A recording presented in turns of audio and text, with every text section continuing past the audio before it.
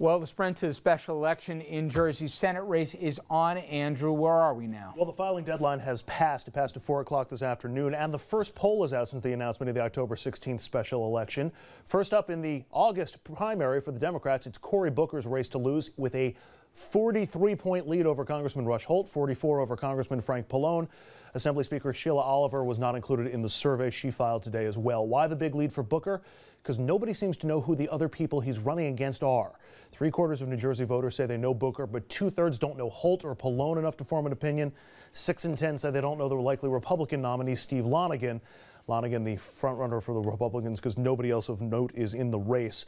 And no one in the Garden State may be rooting for an upset more than Lonegan. He loses to Booker by 27 points, but he trails Pallone by only 10 and by only 5 to Holt. But again, Rich, that's primarily because nobody seems to know who these other people are, even though they've been in the U.S. Congress for quite some time. Listen, I spoke to somebody pretty close to the process, I guess, that the governor had to navigate since the sudden passing of Senator Lautenberg. He also, like me, is stunned that a named Republican isn't getting in, and apparently they want to wait till 2014 instead of the special election to do it now. I think they're nuts. I think Booker's beatable, and I think a quality Republican here has got a real fighting chance when there's going to be little turnout in October. You don't need a ton of money. Define a quality Republican. In New Jersey. Listen. Name two. Well, listen, Tom Kane Jr., okay, it's got a last name at least they know. Okay, one. No, but...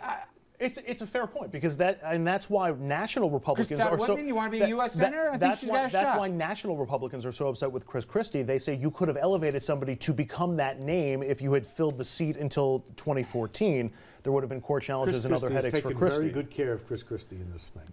That may agree with you. This late entry of the Speaker of the House, who's a black woman, is fascinating, depending on, again, who you think she's helping, herself or some of the other candidates.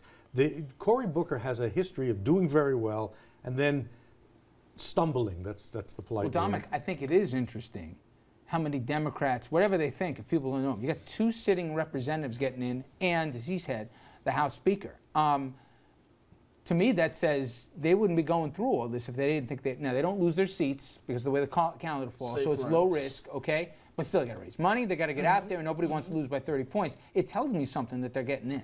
Well, but what it says to me is it doesn't really matter, because Cory Booker is the next senator from the great state of New Jersey. Period. End of story. Chris Christie, the one thing we do agree on, knock on wood, the one thing is that Governor Christie did look out for himself. Those two are boys, Cory Booker and Governor Christie. They've looked out for each other. Booker's the senator, and Christie will get his record election margin. What it tells me is to speak now or forever hold your peace. If you're Rush Holt and you want to be a U.S. senator, if Cory Booker wins this seat, it's going to be 30 years before that seat opens up again. You got to wait for Menendez's seat to open up. How long would you like them to wait?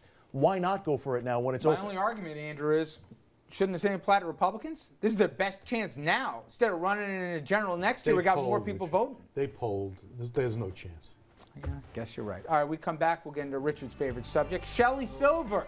What happens next in the great state of New York for our vaunted assembly leader? We'll be right back with that. Stay with us.